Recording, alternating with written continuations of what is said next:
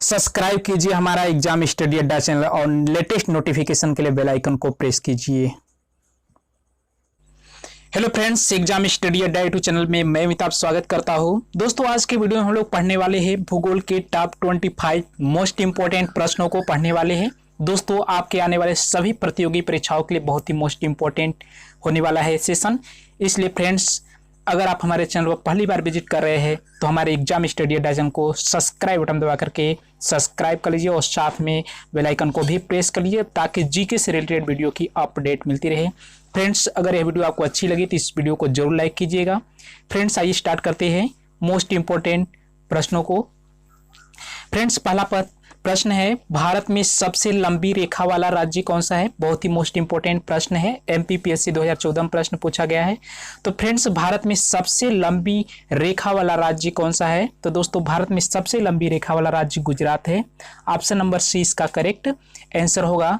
दोस्तों, हम जानते हैं कि भारत की 9 राज्य तटीय सीमा है।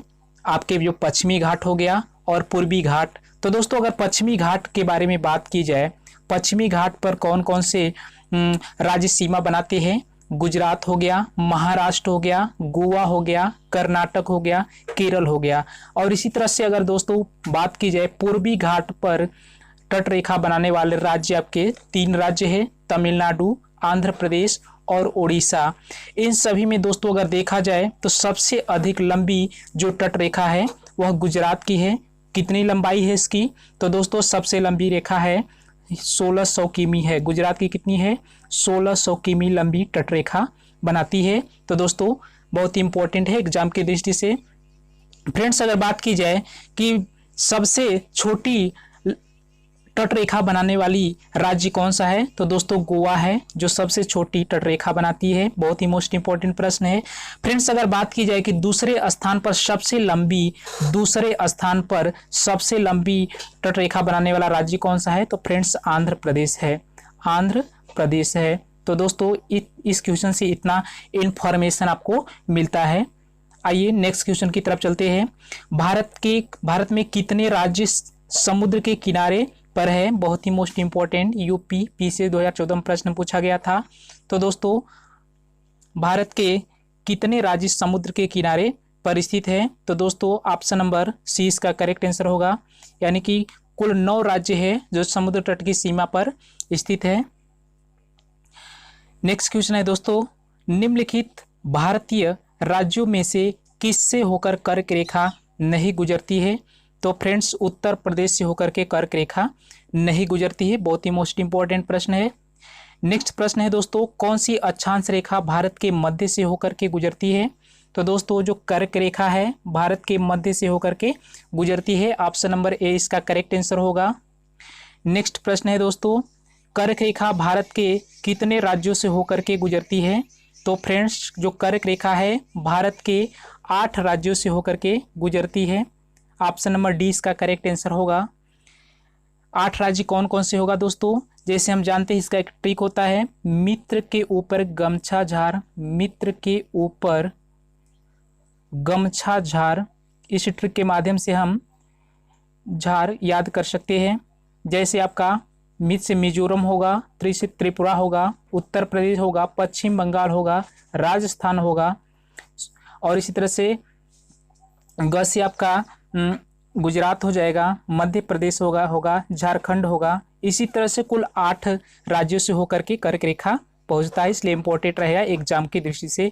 नेक्स्ट प्रश्न है दोस्तों, निम्नलिखित में से किस राज्य से होकर के कर्क रेखा नहीं गुजरती है? तो फ्रेंड्स, जो कर्क रेखा है उड़ीसा से होकर के नहीं गुजरती है। फ्रेंड्स, आपके गुजरात, राजस्थान और पश्चिम बंगाल, इन सभी से होकर के कर्क रेखा गुजरती है और उड़ीसा से होकर के कर्क रेखा नहीं गुजरती है। इसलिए ऑप्शन नंबर ए इसका करेक्ट आंसर होगा। नेक्स्ट क्वेश्चन है दोस्तों, भारत का वह राज्य से जिससे होकर के कर्क रेखा गुजरती है। बहुत ही मोस्ट इंपॉर्टेंट, जेपीएससी 2011 में प्रश्न पूछा गया है। तो दोस्तों, ऑप्शन नंबर डी इसका करेक्ट आंसर होगा। झारखंड से होकर के कर्क रेखा गुजरती है, लेकिन जम्मू कश्मीर, हिमाचल प्रदेश और बिहार से होकर के कर्क रेखा नहीं गुजरती है। याद रखिएगा, जो ट्रिक था मित्र के ऊपर गमछा झार, उस ट्रिक के माध्यम से हम याद कर सकते हैं। नेक्स्ट क्वेश्चन है दोस्तों, भारत की मुख्य भूमि का दक्षिणी नोक क्या है? तो फ्रेंड्स भारत की मुख्य भूमि का जो दक्षिणी नोक है केप मेमोरिन है। ऑप्शन नंबर ए इसका करेक्ट आंसर होगा। दोस्तों अगर बात की जाए भारत के उत्तरी भाग को क्या कहा जाता है, तो फ्रेंड्स भारत के उत्तरी भाग को कहा जाता है इंदिरा काल कहा जाता है। भारत के उत्तरी भाग को क्या कहा जाता है, इंदिरा काल कहा जाता है। फ्रेंड्स इसी तरह से बात की जाए भारत के पूर्वी भाग को क्या कहा जाता है, तो भारत के पूर्वी भाग को किबिथु कहा जाता है, किबिथु कहा जाता है। और फ्रेंड्स इसी तरह से बात की जाए भारत के दक्षिणी भाग को क्या कहा जाता है, तो फ्रेंड्स भारत के जो दक्षिणी भाग है उसको इंदिरा काल कहा जाता है। क्या कहा जाता है, इंदिरा पॉइंट कहा जाता है, इंदिरा पॉइंट कहा जाता है। इसी तरह से दोस्तों भारत की जो पश्चिमी बिंदु है उसको कहा जाता है, पश्चिमी बिंदु को दोस्तों कहा जाता है गुहार मोता के नाम से जाना जाता है, गुहार मोता के नाम से जाना जाता है। तो इसलिए फ्रेंड्स इन सभी पॉइंट को आप याद रखिएगा, एग्जाम की दृष्टि से बहुत ही मोस्ट इंपॉर्टेंट रहेगा।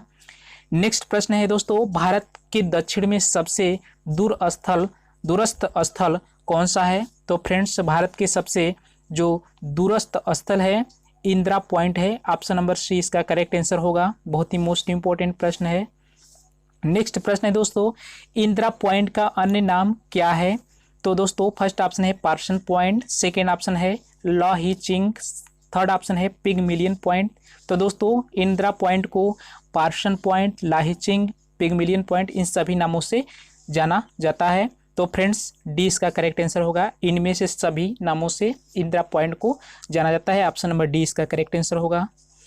नेक्स्ट क्वेश्चन है दोस्तों, निम्नलिखित में से कौन सा स्थान भूमध्य रेखा के निकट स्थित है, तो फ्रेंड्स भूमध्य रेखा के जो निकट स्थित, भूमध्य रेखा के सबसे जो निकट स्थित है वह है आपका इंदिरा पॉइंट है। ऑप्शन नंबर सी इसका करेक्ट आंसर होगा, इंदिरा पॉइंट।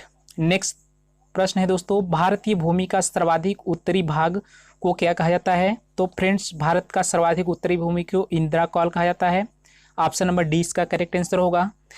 नेक्स्ट प्रश्न है दोस्तों, भारत का जो दक्षिणतम स्थान इंदिरा पॉइंट निम्नलिखित में से कहाँ पर स्थित है, तो फ्रेंड्स जो भारत का इंदिरा पॉइंट दक्षिणतम स्थान है वह अंडमान निकोबार द्वीप समूह में स्थित है। ऑप्शन नंबर डी इसका करेक्ट आंसर होगा। तो फ्रेंड्स अगर बात की जाए अंडमान निकोबार द्वीप समूह के बारे में, तो फ्रेंड्स अंडमान निकोबार द्वीप समूह की जो राजधानी है पोर्ट ब्लेयर के नाम से जानी जाती है, पोर्ट ब्लेयर के नाम से जानी जाती है। और दोस्तों यह दक्षिणी अंडमान में पड़ता है। पोर्ट ब्लेयर कहाँ पर पड़ता है, दक्षिणी अंडमान में पड़ता है। फ्रेंड्स अगर अंडमान निकोबार की बात की जाए तो अंडमान निकोबार में दो ज्वालामुखी पाए जाते हैं, दो ज्वालामुखी पाए जाते हैं। पहला ज्वालामुखी है नारकोंडम द्वीप, नारकोंडम द्वीप है फ्रेंड्स, पहला ज्वालामुखी क्या है, नारकोंडम द्वीप है। दोस्तों इसको सुषुप्त ज्वालामुखी के नाम से जाना जाता है, सुषुप्त ज्वालामुखी के नाम से जाना जाता है। और दूसरा फ्रेंड्स है आपका बैरन नारकोंडम ज्वालामुखी, बैरन ज्वालामुखी है। बैरन जो दो ज्वालामुखी है दोस्तों यह सक्रिय ज्वालामुखी के नाम से जानी जाती है। यह आपका दक्षिणी अंडमान में स्थित है। तो फ्रेंड्स एक बार फिर से देख लेते हैं, अंडमान निकोबार की राजधानी है पोर्ट ब्लेयर, दक्षिणी अंडमान में पड़ता है। और दोस्तों दक्षिणी अंडमान में दो ज्वालामुखी पाए जाते हैं, नारकोंडम ज्वालामुखी जिसे सुषुप्त ज्वालामुखी के नाम से जाना जाता है जो उत्तरी अंडमान में पड़ता है, और दूसरा है जो बैरन ज्वालामुखी है जिसे सक्रिय ज्वालामुखी के नाम से जाना जाता है जो दक्षिणी अंडमान में पड़ता है। नेक्स्ट क्वेश्चन की तरफ चलते हैं, भारत की मुख्य भूमि को रामेश्वरम द्वीप से कौन अलग करता है, तो फ्रेंड्स भारत के जो मुख्य भूमि है रामेश्वरम को जो अलग करता है पंबन जलसंधि अलग करता है। ऑप्शन नंबर बी इसका करेक्ट आंसर होगा। भारत की जो मुख्य भूमि को रामेश्वरम से जो अलग द्वीप करता है पंबन जलसंधि करता है। नेक्स्ट प्रश्न है दोस्तों, आदम पुल निम्नलिखित में से किन दो देशों के मध्य स्थित है, तो फ्रेंड्स जो आदम पुल है यह भारत और श्रीलंका दो देशों के मध्य स्थित है। ऑप्शन नंबर सी इसका करेक्ट आंसर होगा, भारत और श्रीलंका देशों के मध्य स्थित है। ऑप्शन नंबर सी इसका करेक्ट आंसर होगा। फ्रेंड्स नेक्स्ट क्वेश्चन है, निम्नलिखित द्वीपों में युगों में से कौन सा एक 10 अंश जलमार्ग आपस के द्वारा आपस में पृथक किया जाता है। यूपीपीएससी 2014 में प्रश्न पूछा गया था, बहुत ही मोस्ट इंपॉर्टेंट है। 10 अंश जलमार्ग के द्वारा कौन अलग करता है, तो दोस्तों जो 10 अंश जलमार्ग है वह अंडमान एवं निकोबार द्वीप समूह 10 अंश जलमार्ग के द्वारा अलग करता है। ऑप्शन नंबर ए इसका करेक्ट आंसर होगा। नेक्स्ट प्रश्न है दोस्तों, दक्कन पास किसके पास स्थित है? बहुत ही मोस्ट इंपॉर्टेंट, एसएससी 2013 में प्रश्न पूछा गया था।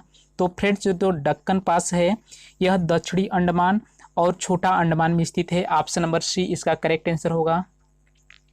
नेक्स्ट प्रश्न है दोस्तों, देव नहीं होगा, द्वीप होगा। फ्रेंड्स यहाँ पर द्वीप एक द्वीप है, एसएससी 2011 में प्रश्न पूछा गया है। द्वीप एक द्वीप है, यह कहाँ पर स्थित है? तो फ्रेंड्स यह गुजरात के तट पर स्थित है। ऑप्शन नंबर सी इसका करेक्ट आंसर होगा। नेक्स्ट प्रश्न है दोस्तों, भारत और श्रीलंका को अलग करने वाली जलराशि कौन सी है? यूपीपीएससी 2015 में प्रश्न पूछा गया था। तो फ्रेंड्स भारत और श्रीलंका को जो अलग करने वाली जल संधि है उसे पाक जल संधि के नाम से जाना जाता है। पाक जल संधि के नाम से जाना जाता है, जो भारत और श्रीलंका को अलग करता है। दोस्तों आइए कुछ और जल संधियों के बारे में जानते हैं। 8 डिग्री जो चैनल जल संधि है यह किसको अलग करता है? तो फ्रेंड्स मालदीव और मिनिकॉय को अलग करता है। मालदीव और मिनिकॉय को अलग करता है 8 अंश डिग्री जो चैनल होता है। इसी तरह से दोस्तों 10 डिग्री चैनल की बात की जाए तो यह जो 10 डिग्री चैनल होता है अंडमान और निकोबार द्वीप समूह को अलग करता है। और इसी तरह से फ्रेंड्स अगर बात की जाए 9 डिग्री चैनल किसको अलग करता है? तो फ्रेंड्स 9 डिग्री जो चैनल है लक्षद्वीप और मिनिकॉय को अलग करता है। लक्षद्वीप और मिनिकॉय को अलग करता है। ये सब फ्रेंड्स एग्जाम में बहुत बार प्रश्न पूछा जाता है, इसलिए इसको भी याद रखिएगा। नेक्स्ट प्रश्न है दोस्तों, भारत और चीन के बीच सीमा बनाने वाली रेखा कौन सी है? बीपीएससी 2011 में प्रश्न पूछा गया है। तो फ्रेंड्स भारत और चीन के बीच जो सीमा बनाने वाली रेखा को क्या कहता है? मैकमोहन रेखा के नाम से जाना जाता है। ऑप्शन नंबर बी इसका करेक्ट आंसर होगा। तो फ्रेंड्स आइए जान लेते हैं, भारत और चीन के बीच जो सीमा बनाने वाली रेखा है उसको मैकमोहन रेखा के नाम से जाना जाता है। इसी तरह से फ्रेंड्स जो रेड क्लिफ रेखा है यह आपके भारत और पाकिस्तान के बीच बनाता है, सीमा है भारत और पाकिस्तान की सीमा को कहा जाता है। इसी तरह से फ्रेंड्स पाकिस्तान और अफगानिस्तान के सीमा को कहा जाता है डुरंड रेखा के नाम से। पाकिस्तान और अफगानिस्तान के रेखा को डुरंड रेखा के नाम से जाना जाता है, तो इसलिए इसको भी याद रखिएगा। नेक्स्ट प्रश्न है दोस्तों, भारत और पाकिस्तान के बीच अंतर्राष्ट्रीय सीमा किसके द्वारा सीमांकित की गई है? तो फ्रेंड्स आपका रेड क्लिफ रेखा होगा। ऑप्शन नंबर सी इसका करेक्ट आंसर होगा। जो भारत और पाकिस्तान के बीच जो अंतर्राष्ट्रीय सीमा अलग करती है, बहुत ही मोस्ट इंपॉर्टेंट, बहुत बार एग्जाम में पूछा जाता है, एसएससी 2011 में प्रश्न पूछा गया है। नेक्स्ट प्रश्न दोस्तों, भारत की सबसे लंबी अंतर्राष्ट्रीय सीमा किस देश के साथ है? तो फ्रेंड्स भारत की जो सबसे लंबी अंतर्राष्ट्रीय जो सीमा है यह बांग्लादेश के साथ बनता है। तो फ्रेंड्स आइए देख लेते हैं बांग्लादेश से कितना लंबी अंतर्राष्ट्रीय सीमा बनाता है। 4096 किमी अंतर्राष्ट्रीय सीमा बनाता है। भारत और बांग्लादेश के बीच जो अंतर्राष्ट्रीय सीमा है 4096 किमी है। फ्रेंड्स अगर बात की जाए कि दूसरे स्थान पर सबसे अधिक सीमा किस देशों के मध्य बनता है, तो भारत और चीन के बीच बनता है। यह कितनी इसकी लंबाई है? तो फ्रेंड्स भारत और चीन के बीच 4057 किमी अंतर्राष्ट्रीय सीमा बनती है। 4057 किमी, इसे LAC के नाम से जाना जाता है, लाइन ऑफ एक्चुअल कंट्रोल के नाम से जाना जाता है। यह दूसरे स्थान पर भारत और चीन के मध्य सबसे बड़ी लंबी रेखा बनाती है। तो फ्रेंड्स आइए बात कर लेते हैं भारत कितने देशों के साथ सीमा साझा करता है। तो फ्रेंड्स भारत 7 देशों के साथ सीमा साझा करता है। फ्रेंड्स कौन कौन से देश है, हम एक ट्रिक के माध्यम से इसको याद कर सकते हैं। जैसे बचपन में MBA एक ट्रिक है, बहुत ही मोस्ट इंपॉर्टेंट, यहाँ से हम याद कर सकते हैं। ब से आपका होगा बांग्लादेश के साथ सीमा बनाता है, जो सबसे लंबी सीमा रेखा है 4096 किमी है, और बांग्लादेश से फ्रेंड्स हो जाएगा। इसी तरह से च से हो जाएगा चीन के साथ सीमा रेखा बनाता है, कितनी है 4057 किमी रेखा बनाता है। और प से आपका हो जाएगा पाकिस्तान, न से हो जाएगा नेपाल और में साइलेंट कर लेंगे, और यम से आपका हो जाएगा फ्रेंड्स म्यांमार हो जाएगा, और बी से भूटान हो जाएगा, और ए से अफगानिस्तान।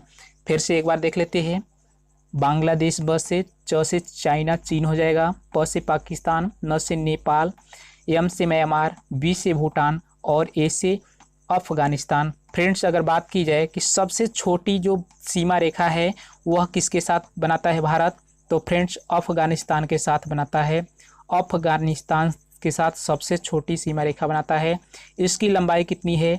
106 किमी लंबाई है। भारत के साथ सबसे छोटी सीमा रेखा बनाने वाला जो देश है अफगानिस्तान है। बहुत ही मोस्ट इम्पोर्टेंट है आपके एग्जाम के लिए। नेक्स्ट प्रश्न है दोस्तों, सबसे छोटी स्थलीय सीमा भारत किस देश के साथ बनाता है? बहुत ही मोस्ट इम्पोर्टेंट, भूटान देश के साथ स्थलीय सीमा की बात की जाए तो भूटान देश के साथ सबसे छोटी सीमा बनाता है। नेक्स्ट प्रश्न की तरफ चलते हैं। लक्षद्वीप द्वीप समूह कहाँ पर स्थित है? तो फ्रेंड्स जो लक्षद्वीप द्वीप समूह है यह अरब सागर में स्थित है। कहाँ पर स्थित है? अरब सागर में स्थित है। दोस्तों अगर बात की जाए लक्षद्वीप के बारे में, लक्षद्वीप से संबंधित बारे में अगर पूछा जाए कि लक्षद्वीप का सबसे बड़ा द्वीप का क्या नाम है? सबसे बड़ा द्वीप का नाम है द्वीप एंड्रोट के नाम से जाना जाता है। एंड्रोट के नाम से जाना जाता है, जो आपका लक्षद्वीप का सबसे बड़ा जो द्वीप है। और फ्रेंड्स अगर बात की जाए कि लक्षद्वीप का दूसरा सबसे बड़ा द्वीप क्या है तो मिनिकॉय है। कौन सा है? मिनिकॉय है। जो मिनिकॉय है जो लक्षद्वीप का दूसरा सबसे बड़ा द्वीप है, इसको भी याद रखिएगा। नेक्स्ट प्रश्न है दोस्तों, वर्तमान में भारत में किस स्थान को सफ़ेद पानी के नाम से जाना जाता है? बहुत ही मोस्ट इंपॉर्टेंट, बहुत बार एग्जाम में प्रश्न पूछा जाता है। तो फ्रेंड्स जो वर्तमान समय में भारत में जो सफ़ेद पानी के नाम से जाना जाता है सियाचिन ग्लेशियर को जाना जाता है। ऑप्शन नंबर डी इसका करेक्ट आंसर होगा। तो फ्रेंड्स आज के वीडियो में बस इतना ही। फ्रेंड्स अगर यह वीडियो आपको अच्छी लगी हो तो लाइक बटन दबा करके वीडियो को लाइक कर दीजिए। फ्रेंड्स अगर आप हमारे चैनल पर पहली बार विजिट कर रहे हैं तो लाल बटन का सब्सक्राइब बटन को इसको सब्सक्राइब करके बेल आइकन को भी प्रेस कर लीजिए ताकि जीके से रिलेटेड वीडियो की अपडेट मिलती रहे। फ्रेंड्स इस वीडियो को अपने दोस्तों को भी जरूर शेयर कीजिए। फ्रेंड्स कमेंट करके जरूर बताइए यह वीडियो आपको कैसा लगा। फ्रेंड्स फिर मिलेंगे एक नए वीडियो के साथ, तब तक के लिए धन्यवाद। Thank you.